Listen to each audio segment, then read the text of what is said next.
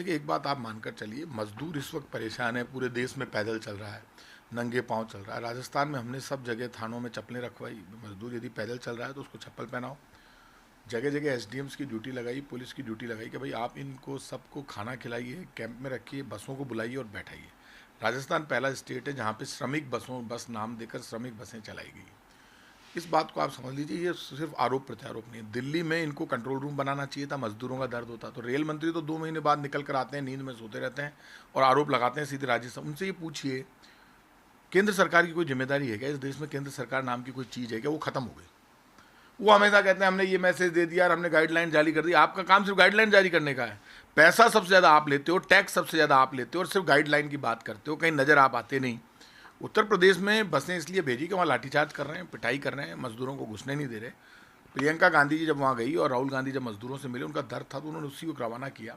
भरतपुर और अलवर पास में पड़ते हैं, तो उन्होंने वहाँ से बसें हायर की कांग्रेस पार्टी ने, और प्रियंका गांधी जी के कहने से कार्यकर्ता करीब 500 बसें लेकर वहाँ पहुँचे।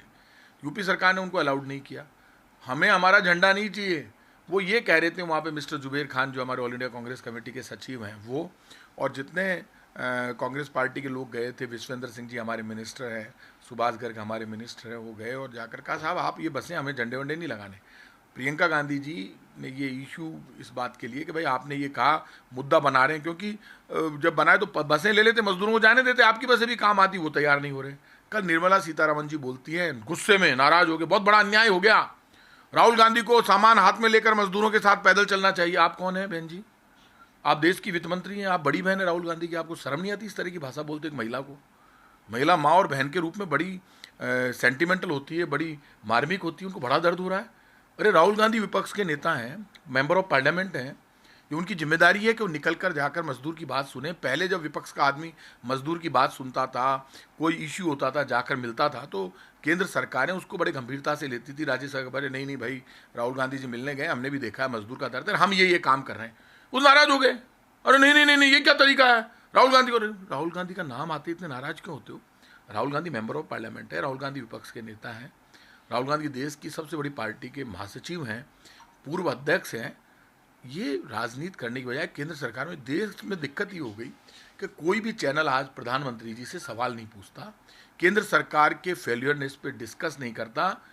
4 दिन तक निर्मला सीतारमन जी इतना बड़ा पाप करती हैं, बेवकूफ़ बनाती है, टाइम खराब करती है मीडिया का। मीडिया की तो खैर आदत पड़ गई, मीडिया तो आप उनको कुछ कह ही नहीं सकता, मैं तो सारे चैनल देख रहा हूँ। तो वो मीडिया पे बोलती हैं कि 5 दिन से ऐसे प्रचारित कर रही है जैसे कुछ चुनाव घोषणा पत्र जारी कर रही हो। तो आप उनसे ये तो पूछिए आपने कितने पैसे दे दिए? डायरेक्ट पैसा तो आप किसी को दे ही नहीं रहे। जब तक आप डायरेक्ट पैसा नहीं दोगे तब तक लोगों को रिलीफ नहीं मिलेगा। मजदूरों का जहाँ तक सवाल है, मजदूर पैदल चल रहा है, परेशान है, पूरे स्टेटों में ये परेशानी है। केंद्र सरकार के पास बड़ी ताकत है, वो कंट्रोल रूम बनाती, दिल्ली में 100 अधिकारियों की टीम बनाती, नंबर जारी करती, सारी रेलें चालू कर देती कि हमने मजदूरों के लिए इतने इतने पैसे राज्य सरकारों को भेज दिए, हमारे यहाँ से सारी ट्रेनें हमने शुरू कर दी है, 4 दिन में ये प्रॉब्लम शॉर्ट आउट हो जाएगी। जो भी रास्ते में ट्रक पिकअप जो चल रहे हैं वो मजदूरों को उठाए, यदि उनको किराया चाहिए तो संबंधित वहाँ पे नोट करा दे, इतने लोग थे हम उनको चुका देंगे। भाई ट्रक में बैठाया, ट्रक वाले से बैठाते नहीं, बिठाया 20 मजदूर उसने रास्ते से उठाए, बस ने उठाए, तो वो वहाँ संबंधित थाने में नोट कराते जाए, संबंधित थाना गिनती करेगा, भाई 25 बस इसमें थे, उनको पैसे दे दिए जाएंगे, उसको टैक्स में रिबेट में। इतना था तो करना था, लेकिन करे कौन काम? आप थाली बजवाते हैं, पूरा देश थाली बजाता, बड़े खुश होते हैं, मेरे एक नारे पर देश ने थाली बजा दी, और राजनीतिक कार्यकर्ता अरे साहब ताली बज गई, देखो इसे कहते हैं लीडरशिप। अजी भाई साहब, मान लिया आप लीडर हो तभी तो आप प्रधानमंत्री हो देश के, ये कौन मना कर रहा है? आप चुनाव जीते हो, बार बार लीडरशिप साबित मत करो, काम को साबित करो, इंप्लीमेंट करो। नीचे भरी हुई थाली देते, उसमें गेहूँ देते, चावल देते, चाय देते, चीनी देते, और ये कहते 1 वर्ष, आने वाले 1 वर्ष तक मजदूर को राशन फ्री मिलेगा। देश में जितने भी राशन कार्ड है उनको गेहूं और चावल हम प्रति व्यक्ति 5 किलो देंगे। एफसीआई के गोदामों में गेहूं सड़ रहा है, गेहूं लेने वाला कोई नहीं है। लड़ाई बीजेपी और कांग्रेस की नहीं है, ये भूख की लड़ाई है। कोरोना संकट के समय 130 करोड़ के मुल्क में ये बीजेपी कांग्रेस का कंपटीशन नहीं है। फूड कॉर्पोरेशन ऑफ इंडिया केंद्र सरकार के अंडर में आती है, इसलिए तो हम कह रहे हैं कि आप गेहूं हमको दे दो, राज्य सरकारों को। हमें 21 रुपये किलो में गेहूं खरीदना पड़ रहा है 60 लाख लोगों के लिए, फिर भी हम पूर्ति नहीं कर पा रहे। राजस्थान में 5 करोड़ 30 लाख लोगों को राजस्थान की सरकार फ्री ऑफ कॉस्ट गेहूं देती है, हम मुफ्त में दे रहे हैं गेहूं, और 1 करोड़ लोगों के खाते में हमने डायरेक्ट पैसे डाले। आपने कितने लोगों के खाते में डाले? आप वो 500 रुपये गिनाते हैं जनधन खाते वाले, तो पहले से चल रहे हैं, वो 500 रुपये मत गिनाइए, और उसमें कहते हैं हमने पहले से इतने काट लिए। मैं इतना कह सकता हूँ, केंद्र सरकार फेल हो गई, प्रधानमंत्री जी भाषण अच्छा देते हैं, टीवी पे खुद के मन की बात अच्छी करते हैं, बातें बहुत बड़ी बड़ी है, लेकिन राशन कहीं नहीं है। 15 लाख दे दूंगा और अच्छे दिन लेकर आऊँगा, वो नारा हमारा नहीं है, प्रधानमंत्री जी का है। प्रधानमंत्री जी इस वक्त देश परेशानी में है, संकट में है। 15 लाख मत दीजिए, कम से कम 15 से 50 हज़ार हर खाते में डाल दीजिए। अच्छे दिन तो नहीं, लेकिन इन बुरे दिनों में मदद कर दीजिए। गेहूं की जगह गेहूं दे दो, चावल की जगह चावल दे दो।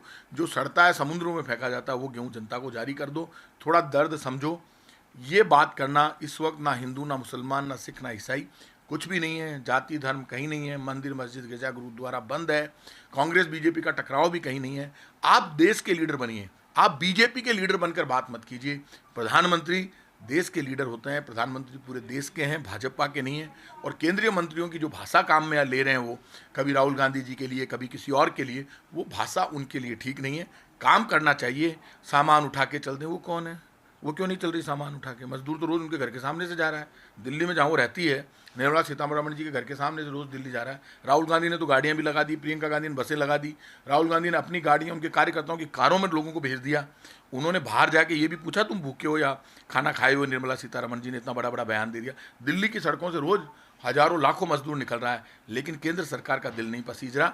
यही कारण है कि मजदूर भी परेशान है, देश भी परेशान है। केंद्र सरकार को घमंड छोड़कर वोट का घमंड नहीं होना चाहिए। आप जीत गए चुनाव, आपकी सीटें आ गई, राजस्थान की 25 सभी लोकसभा सीटें जीत गए, सिर्फ बयान ही बयान देते हैं।